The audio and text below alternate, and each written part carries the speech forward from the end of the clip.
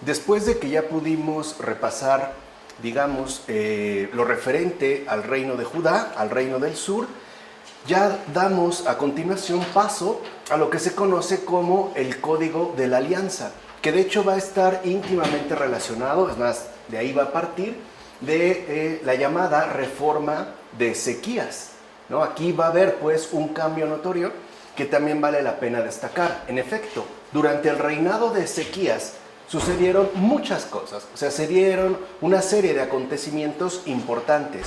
Para empezar, llegaron a Judá muchos israelitas que venían huyendo de las deportaciones asirias.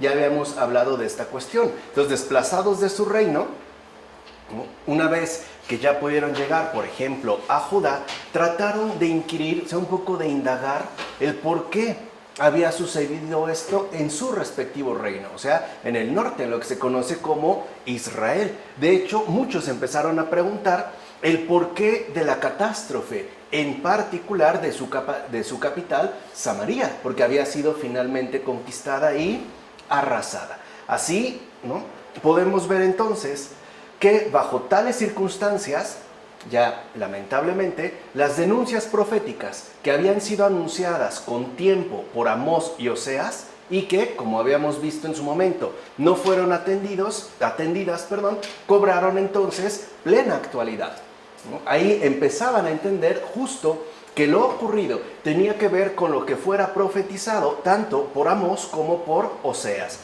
Además, algo parecido a lo que había pasado en el Reino del Norte unas décadas atrás, ahora estaba sucediendo también en el sur, en particular en su capital, o sea, en Jerusalén, ya que ahora sobre este Reino del Sur, el Reino de Judá, parecía estar presente la amenaza del poder asirio.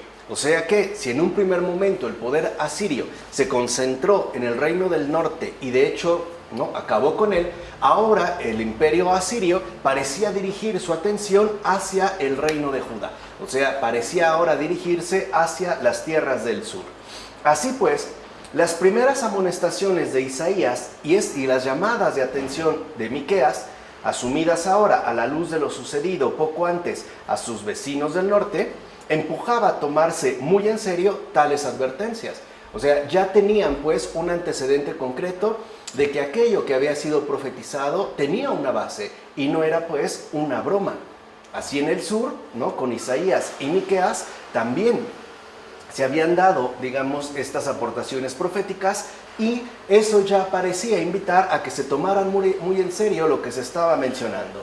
De hecho, tiempo después, el profeta Jeremías dará a entender que ante las palabras fuertes de Miqueas, el rey Ezequías sí cambió de actitud. O sea, Miqueas, ¿no?, menciona las palabras fuertes de parte del Señor y Jeremías como que da a entender que el rey Ezequías sí tuvo un cambio de actitud. Lo menciona en el libro de Jeremías, capítulo 26, versículos 18 y 19. Y dicho cambio, por demás importante, es lo que condujo a una sustancial reforma religiosa. Aquí es donde se va a dar justamente, ¿no?, esta reforma religiosa que estamos ahorita abordando. Y esta tuvo dos dimensiones fundamentales. Por un lado, la reforma que emprende el rey Ezequías tendrá, por así decirlo, una línea de tipo cultico-religioso, que será central, y otra más, también de tipo jurídico y social.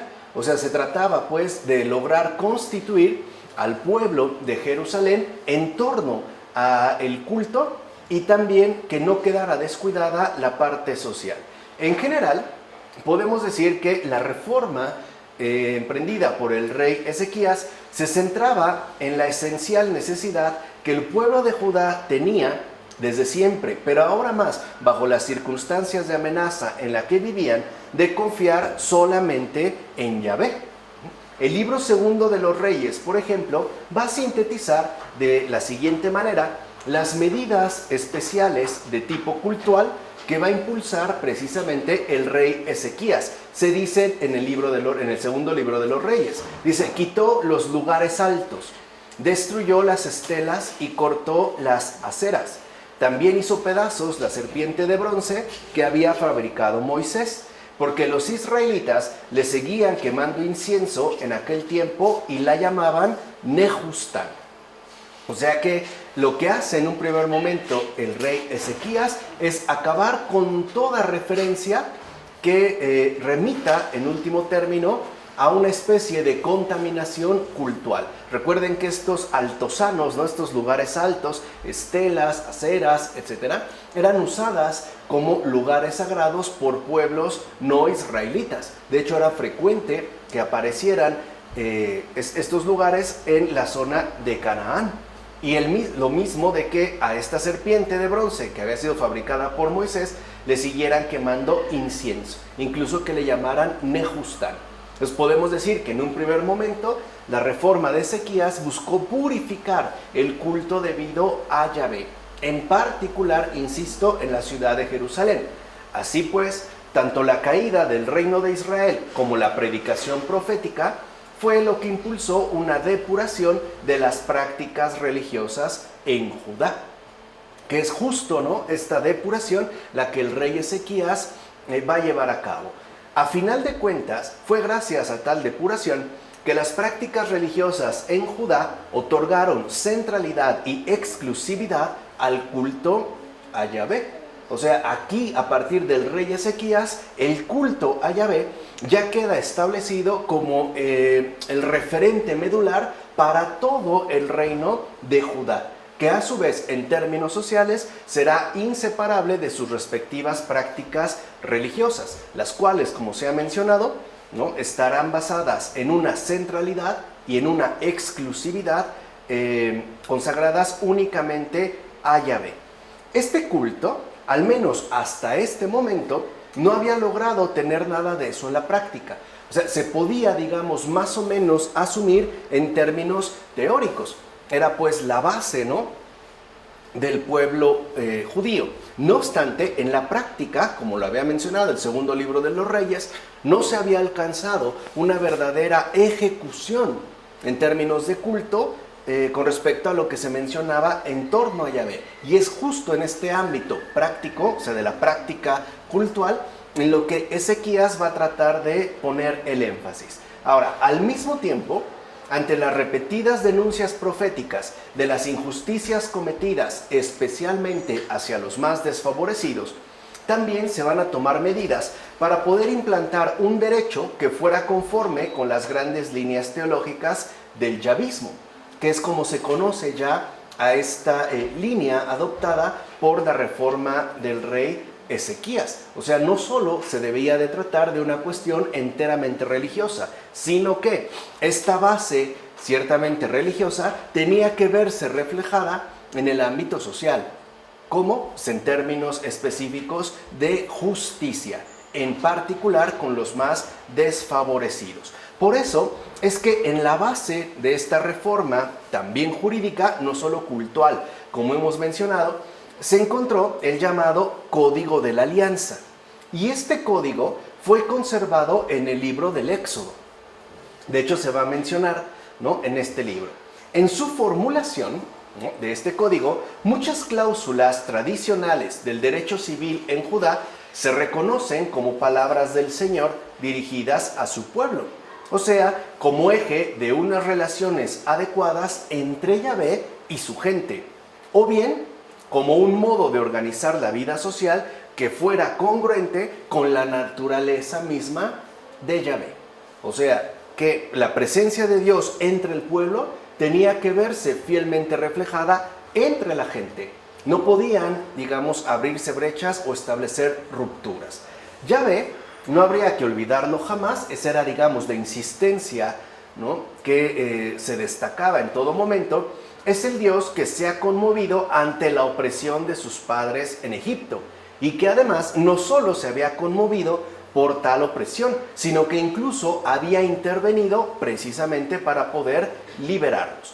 Así pues, a partir de estos principios, por ejemplo, se buscaba que esta línea de compasión y de acción a favor de los oprimidos también se llevara a cabo en términos sociales, o sea, entre la gente en su conjunto. Y en todo caso, esta reforma tuvo gran importancia en la tradición bíblica. ya que es precisamente lo que pudo impulsar una mayor coherencia entre la religión yavista y la vida diaria de la gente de Judá, que aún no lo olvidemos, estaba conmovida ante lo sucedido en el reino del norte poco antes. O sea que en el caso de Judá, la situación que estaban atravesando en ese momento tuvo un mayor calado para poder asimilar las exigencias que Yahvé les había mencionado ya. Cabe mencionar también que la reforma de Ezequías no tuvo acciones muy llamativas en su momento, ¿no? O sea, no fue algo que se diera, digamos, en términos notorios. No obstante, a pesar de que no tuvo como acciones ciertamente que llamaran la atención, sí pudo poner los fundamentos para que este movimiento reformista que él había iniciado se fuera abriendo paso poco a poco en los años siguientes. O sea, por decirlo de esta manera, con Ezequías se pusieron las bases de esta reforma importante que con el tiempo, de hecho no va a tardar mucho, iba a tomar plena forma. Ahora bien, durante el reinado de Manasés, muy abierto a la infiltración cultural y religiosa del mundo asirio, que es el que, digamos, le va a suceder, las medidas de reforma que hemos descrito y que fueran impulsadas por Ezequías se van a relajar. No se va a mantener, pues, la misma línea. En efecto, aunque los asirios no imponían por la fuerza sus propios cultos y tampoco impedían que se continuase en cada lugar con sus cultos tradicionales, sí veían, por ejemplo, con mucho agrado, que en los lugares conquistados por ellos, o sea, en las regiones que estaban ya bajo su dominio, se tuviese en consideración a sus dioses principales. Por decirlo de otra manera, los asirios permitían que la gente siguiera llevando a cabo, ¿no?, sus ritos religiosos según sus costumbres. No tenían problema con eso. Pero sí les agradaba que además del culto habitual en el que la gente se desenvolvía, ¿no?, añadieran algún templo o alguna práctica de culto que estuviera directamente vinculada con los dioses del imperio asirio. Esto pues les era agradable, ¿no? Lo veían pues como un gesto de cortesía que lo valoraban en términos muy positivos. De ahí que primero Manasés, ¿no?, que dijimos es el que da continuidad pues en el reinado de Judá después de Ezequías, y luego su hijo Amón introdujeran cultos asirios en el templo mismo de Jerusalén, que era, como habíamos visto, aquello que Ezequías había tratado de evitar a toda costa. Era la base de la reforma. No olvidemos la centralidad y la exclusividad debida únicamente a Yahvé. Pues bien, a pesar de este intento de Ezequías, ¿no?, Manasés primero y luego su hijo Amón van a introducir cultos asirios al interior del propio templo de Jerusalén, lo cual pues, iba en contra de la exclusividad debida a Dios. No obstante, más allá de los cultos oficiales, este sincretismo se va a notar o va a ser mucho más evidente entre la gente del pueblo. O sea, no necesariamente en la dimensión oficial de la religión de Judá, sino entre la gente común. En concreto, algo que sí se puede destacar es que se extendieron rápidamente prácticas de origen asirio-babilónico que estaban relacionadas con los cultos astrales. Por ejemplo, la construcción de altares en azoteas. Se lee en el libro de Sofronías, en el libro de los Reyes, libro de Jeremías, y el posterior traslado a tales lugares de las hornacinas familiares. Esto era algo que se había traído directamente o imitado a partir del modelo asirio-babilónico, y que además hasta este momento lo habitual, o sea lo tradicional, era conservar estas hornacinas junto a la puerta de la casa. Aquí no, aquí se empezaban a llevar justamente a estos altares que habían sido construidos en las azoteas. Y va a ser precisamente bajo este ambiente de fuerte sincretismo que asimismo se va a popularizar un culto que será bastante señalado dentro del contexto bíblico. Nos referimos al culto a Moloch, sobre todo a través del ofrecimiento de niños pequeños que eran previamente pasados por el fuego de Ben Hinnom. o sea, al sur de Jerusalén, para que una vez que habían sido pasados por el fuego de Ben-Hinnom, fueran entonces ofrecidos a este dios Moloch. Esta costumbre, incluso de ofrecer niños, también tenía, digamos, una directriz o una referencia asirio-babilónica, y estaba muy extendida en los siglos VII y VI antes de Cristo, tal y como lo va a mencionar el segundo libro de los Reyes. Y este era justo el contexto social de Judá cuando Josías accede al trono del reino del sur, o sea, al trono de Judá. Josías también va a llevar a cabo una reforma importante en este lugar, la cual está ampliamente narrada en el libro segundo de los Reyes, en particular en los capítulos 22 y 23. O sea, el segundo libro de los Reyes dedica estos capítulos 22 y 23 a narrar con detalle la respectiva reforma que ahora iba a abanderar el rey Josías. Entre las medidas, por ejemplo, que ya se van a tomar en Judá a través de este nuevo rey, va a destacar la eliminación de los altosanos. O sea, llega Josías y lo que hace no solo es prohibir, sino básicamente quitar todos estos lugares altos de culto que habían sido construidos en azoteas y que no tenían nada que ver con el culto debido a Yahvé. También va a destacar el empeño de Josías por apartar cualquier símbolo religioso que fuera extranjero del templo de Jerusalén. O sea, no se podía tener, al menos en el templo, ningún tipo de referencia a otra deidad que no fuera Yahvé mismo. Y también incluso, no solo se va a quedar en el nivel, digamos, netamente de la religión oficial, sino que va a prohibir de igual manera cualquier culto privado donde hubiera, pues, ¿no?, mezcla de mezclas religiosas de algunos otros pueblos, especialmente, como dijimos, del contexto asirio-babilónico. O sea, en pocas palabras, lo que va a hacer Josías es prohibir cualquier presencia extranjera, tanto en el culto oficial del templo como en el culto particular de la gente común. Además, la reforma de Josías se caracterizaba por una centralización del culto en el templo de Jerusalén y por la restauración de la exclusividad en Yahvé. O sea que Josías es precisamente el que va a poner al templo como el centro fundamental para toda, ¿no?, la ciudad de Jerusalén e incluso para toda la región de Judá. Y en este templo, justo al quedar ya, ¿no?, señalado como central para todo el reino del sur, también se tendría que dejar o poner de manifiesto la exclusividad tributada en términos de culto a Yahvé. Esto trajo consigo la eliminación de cualquier otro culto extraño a esta exclusividad dedicada a Yahvé.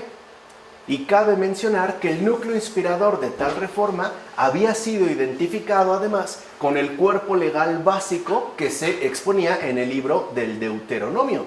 O sea, en el Deuteronomio, ¿no?, de los capítulos 12 a 16. Dichos núcleos, ¿no?, inspiradores aportaron pues las ideas fundamentales de la normativa que ahora fuera impulsada por el rey Josías. En este caso, a diferencia de lo que había pasado tiempo atrás con Ezequías, la reforma de Josías sí va a tener manifestaciones bien patentes con respecto a la unificación del culto a Yahvé y también con respecto a la eliminación de todo tipo de sincretismo. O sea, aquí sí se notó, pues, ciertamente la reforma de Josías no se limitó a aspectos meramente cultuales, sino que trajo consigo una verdadera renovación social basada, como dijimos, en la unificación del culto a Yahvé e incluso podemos decir nacional, o sea, una renovación que iba también a verse reflejada en todo el reino de Judá. O sea, dicho brevemente, la reforma de Josías puso las bases para la reconstrucción de la sociedad a partir de una purificación de sus bases esenciales, las cuales, como hemos mencionado, dependían en todo caso de la exclusividad del culto debido a Yahvé. Y los máximos protagonistas de esta reforma según el segundo libro de los Reyes, capítulo 22, fueron tanto el escriba Safán como el sumo sacerdote Gelcías, quienes muy posiblemente eran representantes del grupo aristocrático culto y del sacerdocio oficial en el templo. O sea que tanto Safán, ¿no?, como escriba y Gelcías como sumo sacerdote eran personas que sí destacaban dentro del tejido social de Jerusalén. También esta reforma contaría con el apoyo explícito de algunos profetas. Por ejemplo, la profetisa Juldá, que se menciona en el segundo libro de los Reyes, o el profeta Sofonías.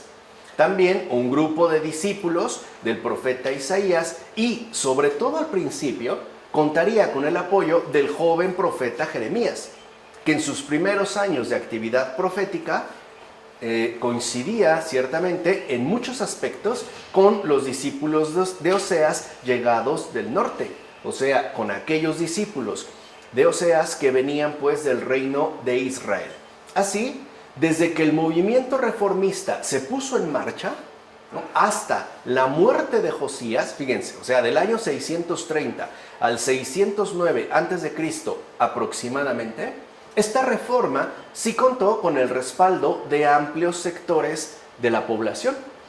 O sea, fue una reforma ciertamente aceptada por gran parte de la población, tanto de Jerusalén como de Judá. Y si había sido el rey Josías el impulsor principal ya de una reforma puesta en práctica y además evidente, tras su muerte serían los altos funcionarios de la administración real y del culto los que se iban a encargar ya de implementarla, o sea, de llevarla a cabo. Se puede decir entonces que la gente más allegada al rey Josías, tanto en términos de administración real, o sea, el brazo político, como, ¿no?, el brazo religioso, basado sobre todo en las cuestiones de culto y del sacerdocio, son efectivamente los que ya la van a poner en práctica. Y cabe mencionar que los inspiradores de esta reforma expresaban su convicción de que no se trataba de proponer algo radicalmente nuevo. O sea, el propósito no era una innovación como tal, sino que más bien se intentaban remontarse a los orígenes del yavismo, o sea, a la fidelidad inicial a Yahvé. Y por ende, esto era, digamos, ¿no?, el elemento de peso que se expresaba a la experiencia ancestral del grupo del Éxodo. O sea, no partían de cero, sino que con ello querían, por así decirlo, revincular su situación actual a la experiencia fundacional que habían tenido sus antiguos ancestros, sus padres, pues, en la fe, o sea, el grupo del Éxodo. De ahí entonces que los guías del pueblo, o sea, jueces y sacerdotes, esa era la lectura que se daba, no fueran otra cosa sino los depositarios legítimos de Moisés, que resultaba central dentro del acontecimiento exílico. Moisés, ¿no?, era la línea, pues, o lo que se venía mencionando, era evidentemente aquel guía, juez y sacerdote que había mediado entre Yahvé y su pueblo en la salida de Egipto. Ahí es donde se va a destacar la figura de Moisés. En consecuencia, la ley en la que se basaba la reforma emprendida no era otra sino la ley de Moisés.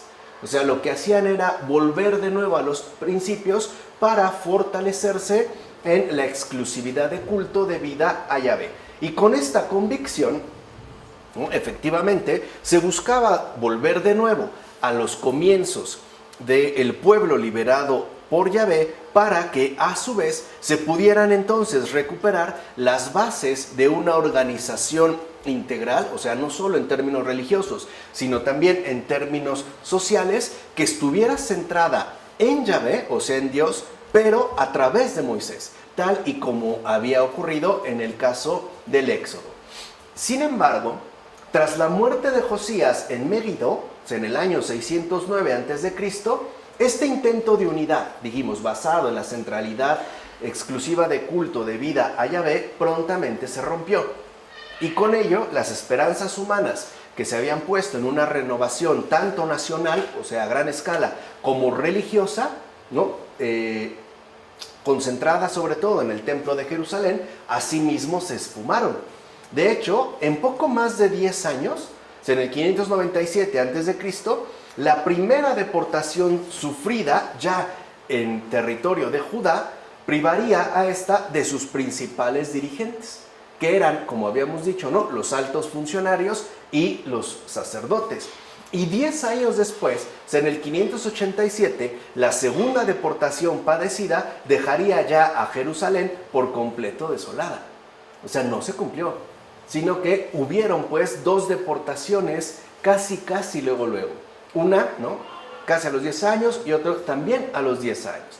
Y este es justo el panorama donde va a aparecer la predicación profética de Jeremías.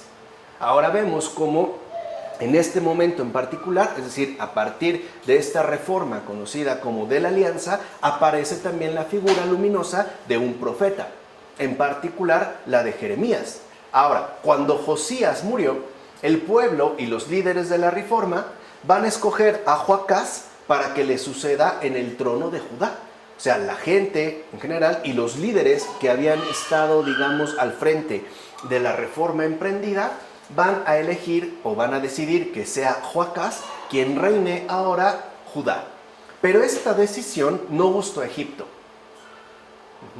porque evidentemente iba en contra de sus intereses. Así que fue detenido por el faraón Necao y sustituido a su vez por un hombre afín a los intereses de los egipcios, que como habíamos visto era también una práctica política usual en aquellos tiempos.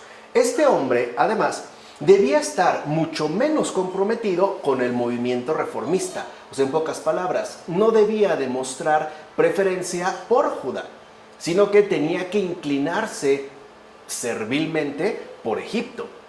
Así que aquí es donde se va a nombrar a Joyaquín como rey de Judá, quien enseguida hizo, ¿no?, cargar el peso del tributo que Egipto les estaba pidiendo a Judá, ¿no?, en el pueblo llano. O sea, ¿qué quiere decir? Que ahora, a partir de Joyaquín, el tributo, que no era poca cosa, exigido a Judá, lo iba a pagar la gente, no los altos funcionarios. Por así decirlo, le pasó el peso al pueblo. En consecuencia, lo primero que se destaca es que la solidaridad que al menos se había establecido, ¿no?, entre dirigentes y gente del pueblo, y que es justo, ¿no?, esta solidaridad, la que había caracterizado el ambiente de la reforma durante el reinado de Josías, en base a este intento de unificación, simple y sencillamente se rompió. O sea, los dirigentes, tanto políticos, funcionarios como religiosos, ¿no?, quedaron desvinculados de la gente del pueblo, porque la gente del pueblo, que nunca es tonta, rápido se dio cuenta de que eran ellos los que estaban finalmente subyugados por la imposición de Egipto, mientras que estos dirigentes, por apoyar a los egipcios, estaban, digamos, en otras condiciones de vida. Y eso es lo que va a mencionar el profeta Jeremías, ¿no?, en el capítulo 5, versículos 26 a 28.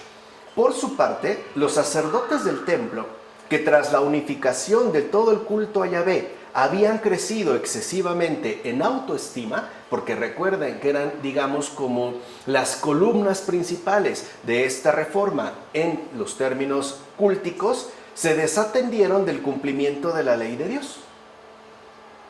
O sea, digamos que simple y sencillamente no se mantuvieron fieles a los compromisos que les correspondían.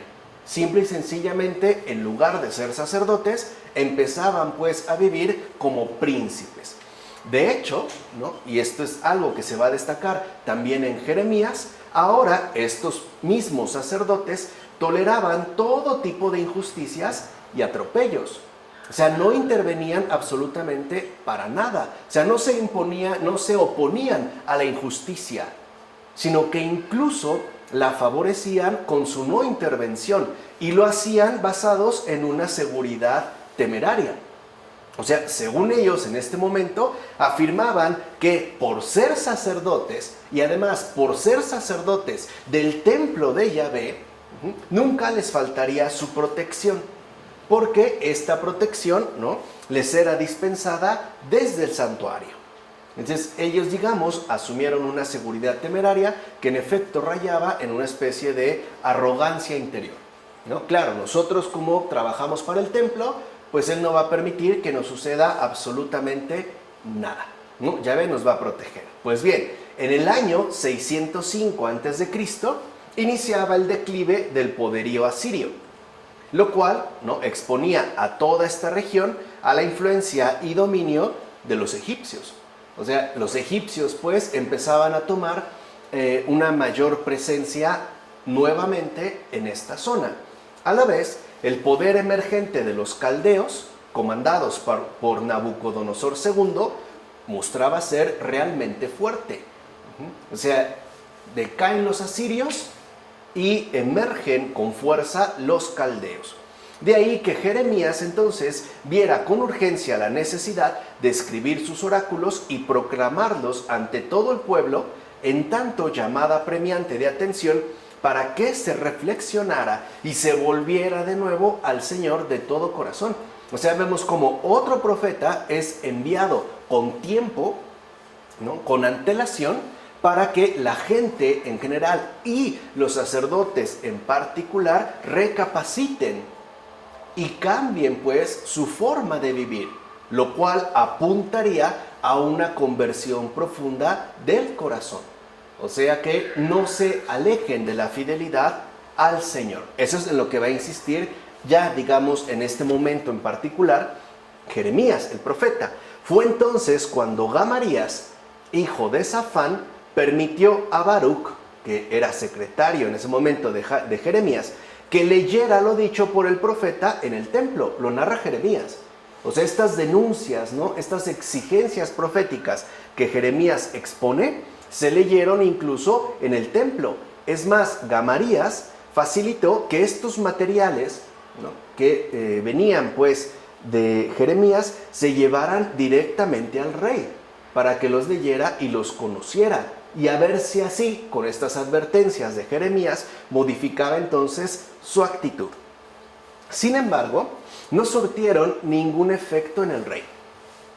Nada, o sea, las leyó y no se inmutó. Más bien, mandó cortar las páginas que se le leían para luego quemarlas en un brasero, y lo narra Jeremías. O sea, conforme le iban leyendo, ¿no?, lo que Jeremías exponía en términos de profeta, él mandó a que se leyeran y se arrancaran cada una de las páginas leídas y a continuación, ¿no?, las quemó. O sea, en pocas palabras, era un gesto de decir, no me importa, no me interesa. Bueno, así pues, sin inmutarse, o sea, como si nada hubiera pasado, el rey no solo desoyó, sino que incluso despreció las dramáticas llamadas de conversión que fueran expuestas por Jeremías.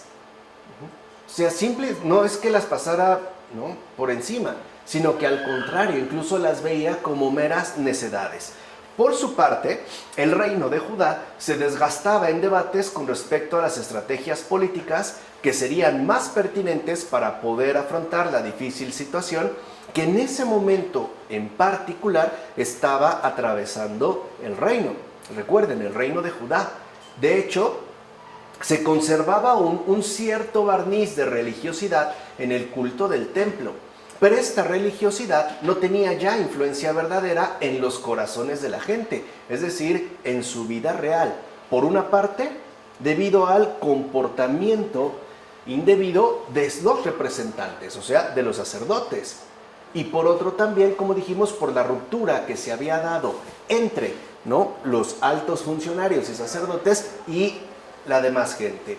En general, algo que sí puede decirse es que toda Judá vivía por completo al margen de Dios y de la justicia, que como habíamos visto, era, digamos, la insistencia fundamental que había emprendido en su momento el rey Ezequías. O sea que si una persona era un fiel devota de Yahvé, de Dios, y por eso es que Dios estaba, pues, ¿no?, indicaba su presencia en el templo, la gente no podía vivir de un modo incoherente con las exigencias religiosas que emanaban de este culto.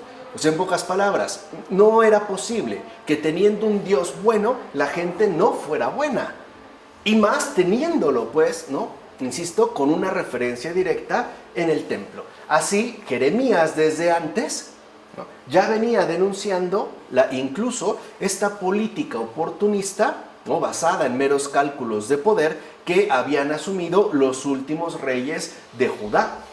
Dicha política, afirmaba Jeremías, era justo lo que había causado el hundimiento del reino del norte, y se los dijo. O sea, lo que les dijo es, justo su desatención con respecto a Yahvé y por ende, ¿no?, su comportamiento en general, que incluso parece afanarse, ¿no?, en la ambición política, es lo que provocó el hundimiento del reino del norte. Se puede leer en el capítulo de Jeremías, versículos 13, 20, 22.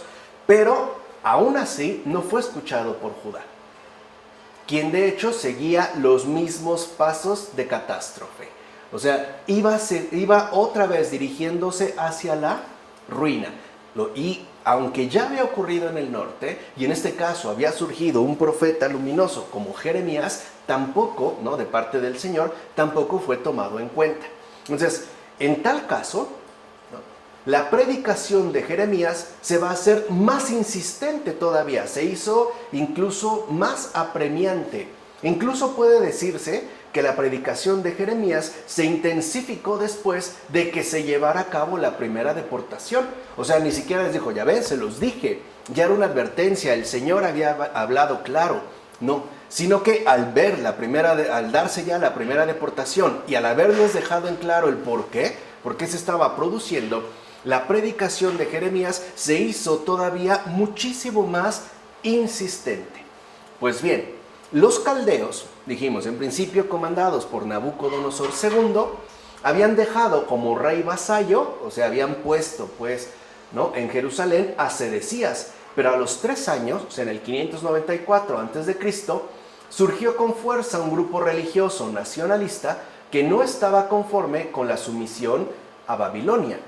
Este grupo, ¿no?, que se oponía pues al dominio babilónico, buscó entonces alianzas con Egipto para poder enfrentarlos e incluso para poder expulsarlos de su territorio. Este grupo nacionalista era apoyado por familias sacerdotales y por altos funcionarios. O sea, no era pues el parecer general de la gente. En cambio, había un grupo de gente de la familia de Safán, que era apoyado por Jeremías en Judá y también por Ezequiel, que había sido llevado a Babilonia en la primera deportación. Y este grupo de gente, insisto, apoyado por Jeremías en Judá, también por el profeta Ezequiel, más bien aconsejaba que no hicieran pacto con Egipto, que no buscaran pues quitarse el yugo que les había impuesto Babilonia, sino que lo mejor era acatar la sumisión a los caldeos, porque dicha sumisión es algo en lo que también va a insistir, por ejemplo, clara y abiertamente Jeremías, no era otra cosa sino la aceptación de un castigo merecido ante tantas y tantas infidelidades al Señor. Era lo que hoy podríamos decir una especie de gran penitencia, que además apuntaba en todo caso a la conversión, o sea, al arrepentimiento. Era algo que debían reconocer como merecido y que no solo no se quedaran en la existencia del castigo, sino que en la conversión, a partir del arrepentimiento, invocaran de nuevo la obra salvadora de Dios, que insisto, ya se tenía una experiencia clara a partir del Éxodo y a lo largo de mucho tiempo. Ahora, bajo tales circunstancias, entonces, el rey Sedecías se debatía entre dudas acerca de qué posición tomar. En pocas palabras, el rey Sedecías no acertaba a decidirse. Por un lado, no sabía si debía confiar en Egipto o, por el contrario, debía aceptar la sumisión a Babilonia, porque de la decisión que él tomara en tanto rey iban a depender, ¿no?, los siguientes acontecimientos. Ante tal incertidumbre, el rey Sedecías consulta a Jeremías. Le pregunta a Jeremías, ¿qué debe hacer en esta situación? ¿Qué dice el Señor? Y Jeremías le recuerda, debes aceptar la sumisión a Babilonia. Será difícil, pero va a terminar. Incluso le da, digamos, un panorama, ¿no?, de esperanza una vez pasada esta fase. Al final, ¿qué hace el rey Sedecías? Desatiende los consejos de Jeremías y va a optar por la resistencia a los caldeos. Justo esta decisión, ¿no?, del rey Jeremías es lo que determinaría el hundimiento total del reino con la destrucción de Jerusalén. Y además implicó también una segunda deportación a Babilonia en el año 587 antes de Cristo. O sea, no hace caso a lo que el Señor le dice y entonces, ¿no?, a pesar de que le había dicho también Jeremías que si él optaba por la resistencia a los caldeos, se exponía a la desolación de Jerusalén, no le importó. Y efectivamente se realizó. Y es justo el libro de las Lamentaciones el que expresa de mejor modo la dramática situación de postración, quebrantamiento y abandono en la que quedó la ciudad de Jerusalén. O sea, el libro de las Lamentaciones justo lo que expresa es ese estado de quebrantamiento total en el cual había quedado sumida Jerusalén después ya de la segunda deportación, que además había implicado de igual manera la destrucción de la ciudad.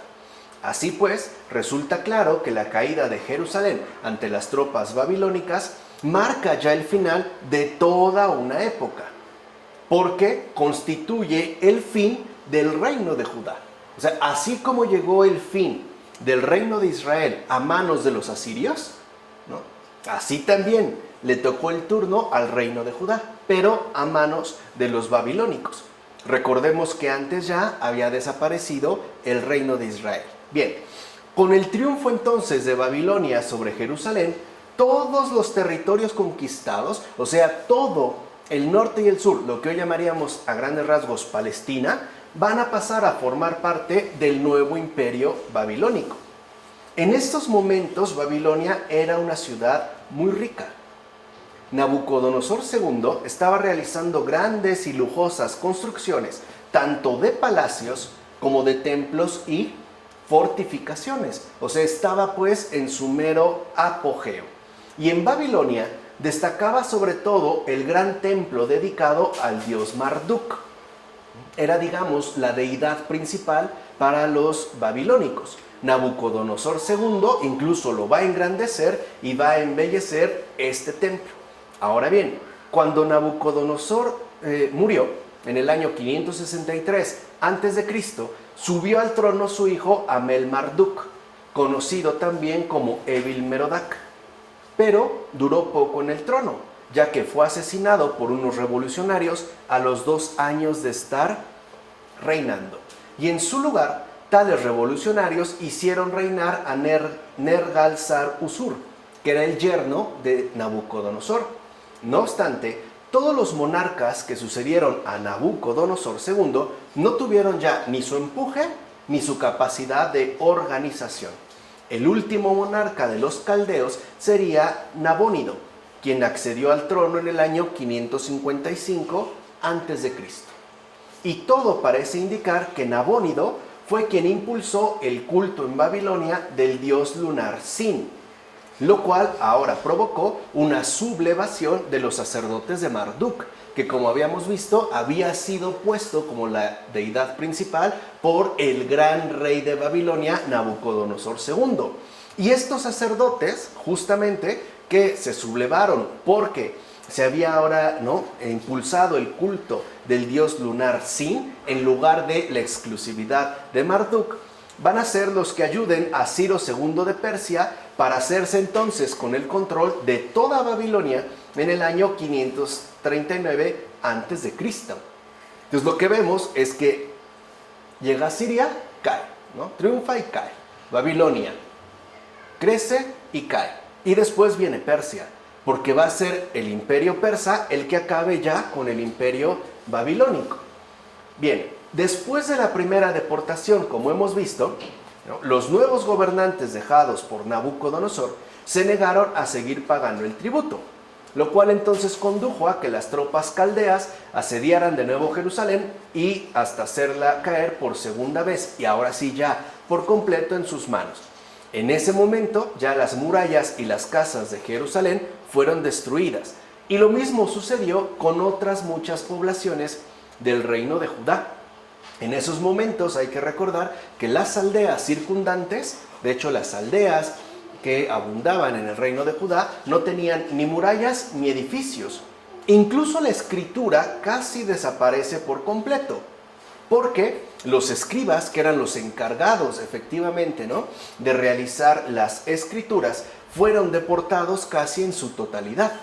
Así pues, los poblados más pequeños del sur, que estaban básicamente en ruinas, quedaron a merced de los edomitas y de los amonitas. En consecuencia, la gente de Judá se va a concentrar en dos grupos: las colonias de judíos deportados a Babilonia, que fueron los primeros, y la gente de pequeñas aldeas que quedaron finalmente sometidas por grupos rivales. O sea, los dos grupos son los que mandaron, ¿no?, al exilio, a los que se llevaron a Babilonia, y el otro grupo son los que se quedaron, pero bajo el dominio de otros grupos rivales. El segundo libro de los Reyes menciona que Evil-Merodach indultó a Joyaquín y lo va a reconocer en ese momento como rey de Judá. Esto significa que si el propio rey caldeo le reconocía su dignidad real, entonces los deportados, o sea, los que estaban en Babilonia, también van a hacer algo similar. No olvidemos que Joyaquín había sido puesto ahí por los propios babilonios. Lo habían dejado, pues, ¿no?, a cargo porque manifestaba fidelidad al imperio. Dicho de otra manera, la gente que vivía en el destierro babilónico seguía perteneciendo a la casa de David y por tanto seguía conservando su ascendencia aún estando en el destierro. Justo, ¿no?, en tal ascendencia pondrían sus esperanzas para que se pudiera llevar a cabo la restauración nacional. Y pensaban que esta restauración finalmente conjugaría en una sola la herencia de Judá y la de Israel. O sea, se está pensando pues ya en una gran nación judía que abarcaría o finalmente involucraría en unidad tanto al norte como al sur.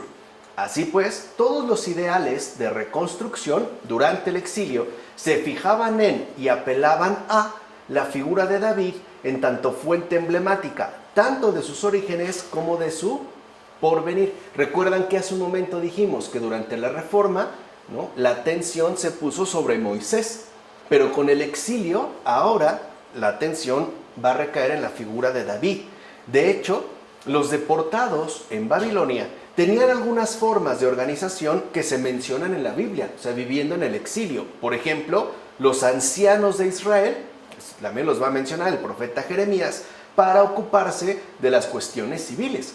O sea, los que fueron deportados a Babilonia y vivieron allá, incluso se llegaron a establecer, ¿no?, más o menos de forma permanente, se organizaban acudiendo en cuestiones civiles para resolver los problemas pues ordinarios a los ancianos de Israel. Pero también era cierto que aún en el exilio estaban los sacerdotes y profetas. Estos estaban para organizar la vida religiosa de todo el pueblo desterrado. O sea, también tenían pues representantes del culto. Y ambos estaban asimismo en relación con el rey de Judá, que había sido proclamado, dijimos, estando en el exilio. Y esto va a mostrar algo importante. A diferencia de lo que había sucedido con las deportaciones asirias, donde se repartía la población conquistada por todo el territorio, dijimos antes, ¿no?, para evitar algún tipo de sublevación, la política babilónica hacía justo lo contrario. O sea, centralizaba a la gente deportada, especialmente en su capital. De hecho, la deportación, o sea, el que se juntaran pues a la gente en la región principal, les servía sobre todo para ponerlos a trabajar. O sea, era una especie también como de esclavitud, porque con ello, ¿no?, buscaban hacer productivas amplias zonas de cultivo. Pues si lograban contar con abundante manos de obra, entonces la explotación de los recursos agrícolas se iban a incrementar sobremanera. O sea, no los dispersaban, los congregaban para ponerlos a trabajar, obviamente a favor del imperio de Babilonia. De hecho, el profeta Jeremías le escribió a la gente deportada una carta donde les animaba a tomar parte activa en la construcción de la sociedad en la que se encontraban. O sea, vean cómo aún estando allá, ¿no?, el Señor les dice que no se rebelen, que al contrario, ellos cooperen, ¿no?, activamente en lo que se les está solicitando, que sería la construcción activa, ¿no?, de aquel lugar. Y el principal propósito de la carta de Jeremías a estos deportados era el siguiente: disipar y apartar de su pensamiento toda tentación revolucionaria. Porque otra vez, si ellos buscaban sublevarse ahora estando en el destierro, era oponerse, ¿no?, a lo que Dios estaba estipulando. Por eso, digamos, buscaba, ¿no?, eliminar cualquier tentativa de revolución. Dirá Jeremías: construid casas y habitadlas, plantad huertos y comed sus frutos, tomad mujeres y engendrad hijos e hijas, tomad mujeres para vuestros hijos y dad en matrimonio a vuestras hijas, para que den a luz hijos e hijas. Multiplicaos ahí y no merméis. Buscad la prosperidad de la ciudad a donde os he deportado y rezad por ella al Señor, pues su prosperidad será la vuestra, ¿no? Y aquí se destaca como si ellos efectivamente, ¿no?, cooperan con la actividad que se les ha pedido, van a prosperar, porque están pues involucrados al lugar al que también han sido enviados. Los libros de Esdras y Nehemías dan cuenta de la onomástica de los deportados y de sus descendientes por medio ya de listas genealógicas. La mayor parte de la gente conservó nombres tradicionales, o sea, la gente ya que vivió durante el exilio, ¿no?, babilónico, la mayoría conservó sus nombres tradicionales. Otros van a optar por usar nombres más bien babilónicos. Ciertamente, un modo de conservar la identidad nacional al estar insertos dentro de una sociedad muy variada, o sea, en Babilonia, consistía en cerrarse alrededor de los grupos familiares, los cuales quizá podían asimismo incluir personas procedentes del reino de Israel que hubieran sido igualmente deportadas. Dijimos, habían llegado antes de la deportación huyendo de la catástrofe que se había experimentado en aquella región. De este modo, entonces, es como se fueron reforzando también en el exilio lazos de una unidad panisraelita que pudiera reinstaurar el gran proyecto de Josías, o sea, este proyecto de hacer una sola nación, ¿no?, basada en el culto exclusivo a Yahvé. De hecho, los deportados en Babilonia guardaban cuidadosamente todo aquello que sirviera para conservar sus propias raíces, sobre todo las listas genealógicas, o sea, de dónde procedían, de cuáles eran sus ancestros, que atestiguaban los clanes a los que pertenecían, ya que eso acreditaba títulos de propiedad para que pudieran recuperar las tierras correspondientes al regresar de nuevo a sus lugares de origen. Eso es lo que se menciona, por ejemplo, en Esdras y en Nehemías. O sea, la gente guardaba muy bien esas listas genealógicas porque esperaban que, llegado el momento, iban a poder regresar del exilio y tenían aseguradas sus respectivas propiedades en términos legítimos. También era cierto que observaban celosamente prácticas tradicionales como el descanso sabático, que en Babilonia no era usual. Ellos sí, se menciona en Isaías o Ezequiel. Y la escucha, por ejemplo, de los profetas que les hablaban en nombre de Yahvé, que es también lo que menciona Ezequiel, insisto, aún estando en exilio. Estos exiliados estaban pues bien instalados, tanto en Babilonia como en algunas de sus comarcas adyacentes. Incluso habían logrado, ¿no?, aferrarse a su identidad y seguían teniendo el acompañamiento del Señor por medio de sus profetas y sus prácticas tradicionales. Algunos trabajaban en colonias agrícolas, otros se dedicaron a asuntos ganaderos, otros a la pesca, otros al comercio. Incluso algunos, ¿no?, llegaron a trabajar en asuntos de finanzas, o sea, en puestos más bien importantes, porque ya involucraban intereses directos del imperio babilónico.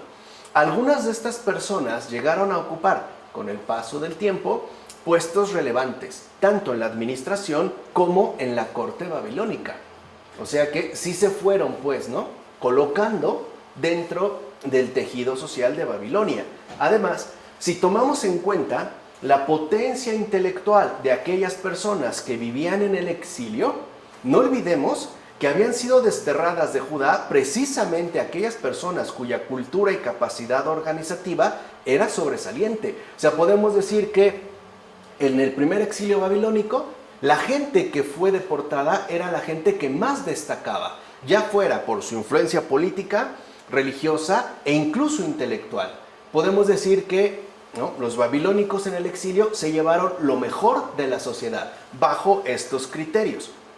Por eso es fácil comprender que justamente esta intelectualidad que destacaba en Babilonia tuviera un papel por demás importante en la renovación de la práctica religiosa del pueblo, aun cuando estuvieran viviendo en pleno exilio babilónico.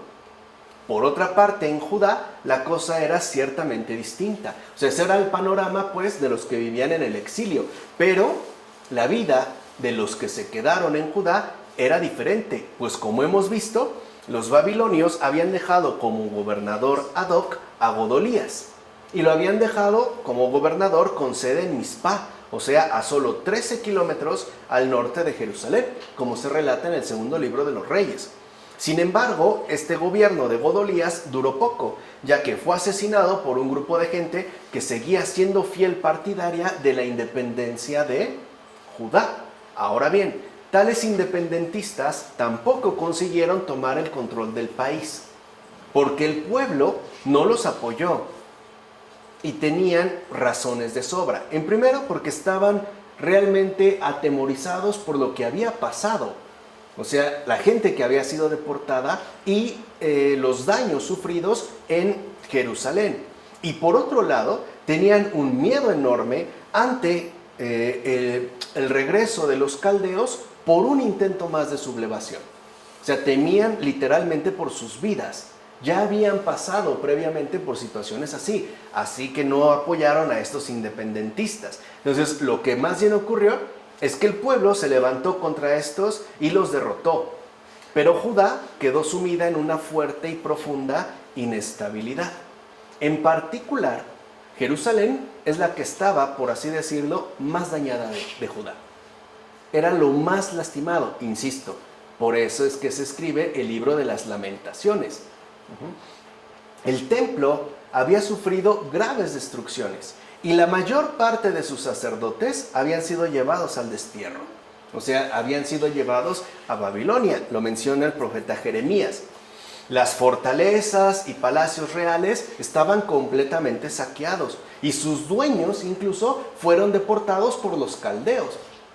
O sea, les quitaron todo y además se los llevaron, que eran, como dijimos, altos funcionarios, ¿no? Y extensiones notables de terreno quedaron abandonadas también, porque sus respectivos propietarios, que era gente más bien acomodada, también fueron llevadas al exilio. Así pues, muchas tierras que quedaron sin dueño fueron entonces ocupadas por campesinos y aldeanos, que de hecho aprovechaban lo que quedaba de las construcciones en la ciudad para poder vivir ahí. Podemos decir que la gente que no fue deportada intentó vivir entre las ruinas, o sea, literalmente, entre las ruinas de Jerusalén. Utilizaba más o menos lo que aún quedaba en pie, no por completo, para poder seguir viviendo al menos bajo techo. Además, la gente que se quedó solían plantar y recoger frutos en los campos de cultivo abandonados bajo la supervisión y el beneplácito constante de los vigilantes de aquella zona, o sea, de los babilonios. Podemos decir que sobrevivían como podían. No obstante, en pocos años eso fue motivo de conflicto, ya que los descendientes de los que se habían marchado por la fuerza quisieron recuperar sus posesiones. Campesinos y aldeanos estaban convencidos que la pérdida sufrida por los antiguos dueños, o sea, eso es lo que decía la gente que se quedó, ¿no? O sea, lo que habían padecido era consecuencia de sus respectivas infidelidades. O sea, les pasó lo que les pasó porque lo tenían merecido. por las infidelidades que habían tenido con respecto al Señor. Eso es lo que va, por ejemplo, ¿no?, a destacar claramente el profeta Ezequiel. Por ejemplo, en el libro 11, versículo 15, dirá: os habéis alejado del Señor, somos nosotros quienes hemos recibido el país como heredad. O sea, ustedes no fueron fieles y tenían razón, lo vimos hace un momento. De tal forma que lo que les había padecido, incluso, ¿no?, la privación de sus pertenencias, era algo justo. Y ellos consideraban que a ellos, pues, les correspondía. A su vez, estos conflictos tenían un marco mucho mayor de repercusión que debemos tener en cuenta. O sea, no crean que solamente se limitó a una situación local. En efecto, no olvidemos que una de las consecuencias principales de la caída del reino de Judá fue precisamente la dispersión de sus habitantes, lo cual, a final de cuentas, acabaría trayendo consigo la desaparición de sus respectivas fronteras. Unos, la minoría más culta, fueron deportadas de su territorio y, como hemos mencionado, quedaron establecidos en Babilonia, donde además tendrían que convivir inevitablemente con personas de otras culturas y religiones. Los otros, o sea, los que permanecieron en sus tierras, ya no estaban integrados dentro de una unidad políticamente definida. Había pues una dispersión generalizada. De hecho, las regiones altas al norte de Jerusalén pasaron a depender de una administración imperial babilónica que abarcaba ya toda Samaria. Recuerden, ¿no?, la zona norte, ¿no? Así, a todos les correspondió vivir en un entorno social más bien abierto y disperso, donde se hacía patente, por contraste, la necesidad de mantener y marcar la propia identidad religiosa para no tener que perderla. O sea, entre tanta convivencia con religiones y culturas distintas, la gente local, en particular del reino de Judá, buscaba conservar a toda costa su propia identidad, que, como sabemos, era siempre de base religiosa. De aquí va a derivar precisamente la importante tensión entre apertura universal, o sea, unos decían, bueno, ya se disolvió, ¿no?, vamos a volvernos como los otros, con los que tenemos contacto, y que era vista como disolución de la propia identidad, o bien mantenerse en un particularismo radical. O sea, cerrarse por completo para no verse influidos, ¿no?, como pueblo de Judá, por influencias extranjeras. Entonces, la reflexión religiosa de este momento se va a centrar en intentar resolver esta tensión de diversos modos. Además, junto a esta tensión, la conquista de Jerusalén y la destrucción del templo habían producido una fuerte conmoción en algunas convicciones religiosas. ¿Por qué? Podemos dar algunos ejemplos. La gente en general se preguntaba, ¿era Marduk, dios de Babilonia, más poderoso que Yahvé? Recuerden que el templo en Babilonia había sido sumamente engrandecido por Nabucodonosor, y para el pueblo judío el templo pues era el reflejo directo e inmediato de Dios, en este caso para ellos de Yahvé. El templo de Jerusalén estaba destruido, mientras que el de Marduk, como dijimos, había sido sumamente engrandecido y embellecido. Entonces, unos cuestionamientos era, ¿es Marduk realmente, ¿no?, dios de Babilonia, más poderoso que Yahvé? Al final, ¿no?, ya había quedado claro que la ciudad santa de Jerusalén no era inexpugnable bajo su protección. Había otro cuestionamiento. ¿Dónde quedaba entonces el poder de Yahvé, que desde Sión dominaba el universo entero? Así algunos se cuestionaban. En caso de que existiera y fuera realmente poderoso, parece claro que no quiso intervenir. O sea, o una de dos, o no existe o nos abandonó. ¿Qué es lo que pasó? Que son también cuestionamientos que suele hacerse la gente a lo largo de su vida y a lo largo de todos los tiempos. Todo pareciera indicar que Dios o no existe, o si existe, no quiere intervenir. Se mantiene pues, ¿no?, como al margen. Y más aún, que es, digamos, lo que pesaba, para el reino de Judá, en general para todo el pueblo de Israel, donde quedaban sus promesas.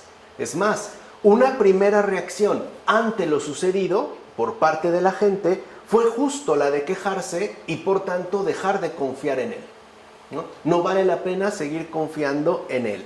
De ahí es donde va a proceder justamente esa pronta reaparición del sincretismo religioso que desde antiguo había mantenido un fuerte arraigo popular y que, como vimos al principio, era justo lo que se intentaba eliminar a partir de la reforma del rey Ezequías, ¿no? La llamada reforma de la alianza.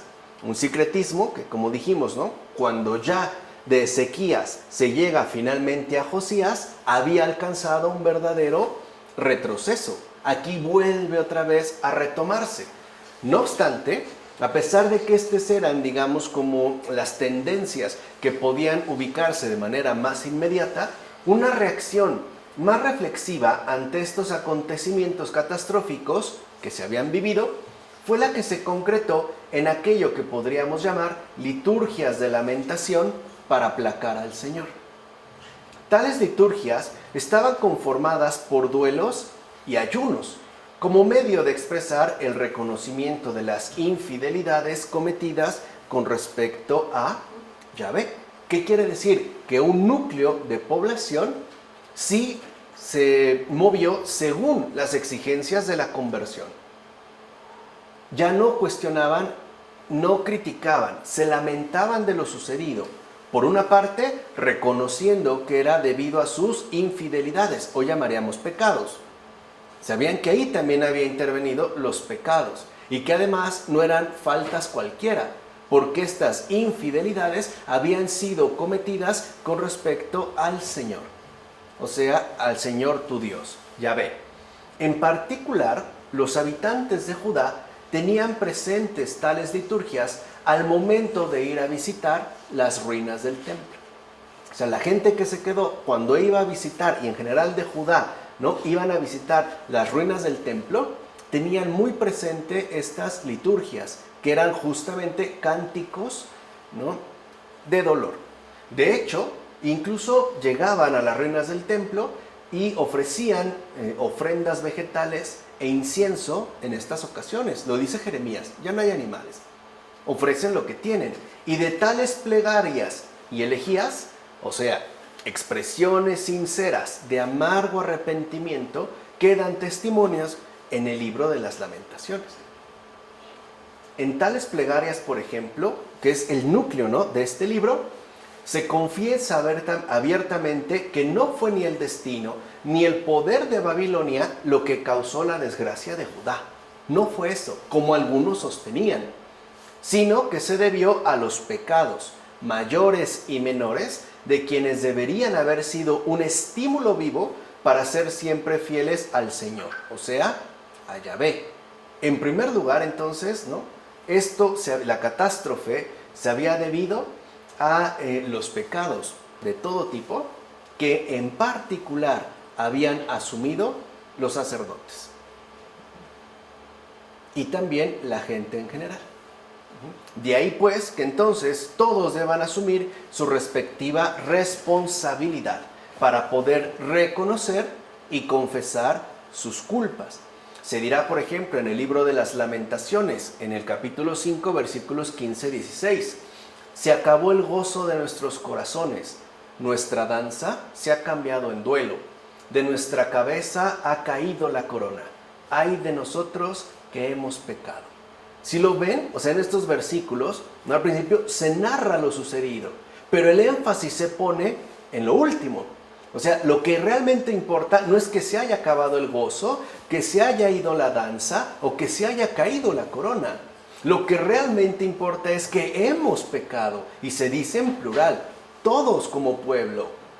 Claro, sería muy fácil hablar solo de los sacerdotes, pero como dijimos hace un momento, se trataba de entender que todos, de una u otra manera, habían estado involucrados. Era pues una cuestión netamente social, era un asunto de responsabilidad. Así pues, en medio de tales circunstancias, la palabra crítica de los profetas, que siempre había resultado incómoda para las estructuras oficiales tanto de Israel como de Judá, o sea, los profetas siempre habían sido incómodos, tanto en el norte como en el sur, se fue desvelando ahora como palabra auténtica de Dios y por ende fue tomada ya en cuenta.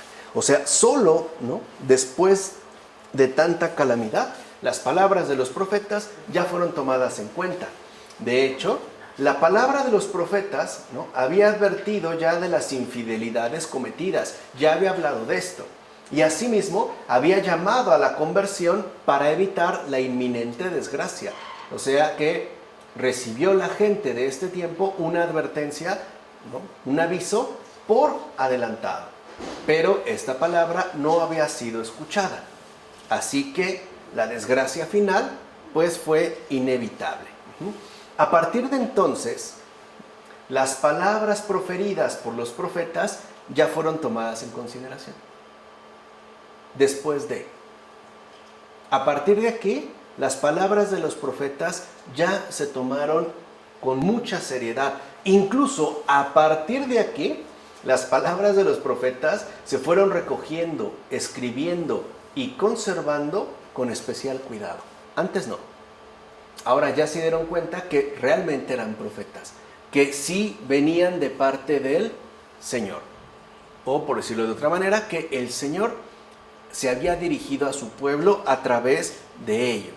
Y así es como, ¿no?, van a tomar forma unos textos que se irán ordenando debidamente y que además se irán actualizando. O sea, se les irán añadiendo, ¿no?, los nuevos profetas que van emergiendo y que se les suelen llamar justamente a estos textos los deuteronomistas y que corresponden en principio a los profetas Amós, Oseas y Miqueas. Entonces vemos todo este arco a partir de la Reforma, ¿no?, lo que se buscaba pues implementar. Como no se fue fiel a esto, llegó la calamidad, la destrucción de Jerusalén, el consiguiente exilio, todos los conflictos que se presentaron y al final aparece justo este atisbo de arrepentimiento, que como lo habíamos dicho, era algo que desde el inicio se buscaba. La siguiente ocasión, lo que nosotros ya vamos a hablar, es de este otro apartado que tiene que ver con los textos llamados deuteronomistas. Aquí lo importante es entender este arco, ¿no?, que como hemos mencionado, comienza por una reforma y termina finalmente con una reforma todavía más grande. La verdadera reforma que importa para Dios, o sea, la del corazón. ¿De acuerdo? Vamos a dejarla hasta aquí. En nombre del Padre, del Hijo, del Espíritu Santo. Amén.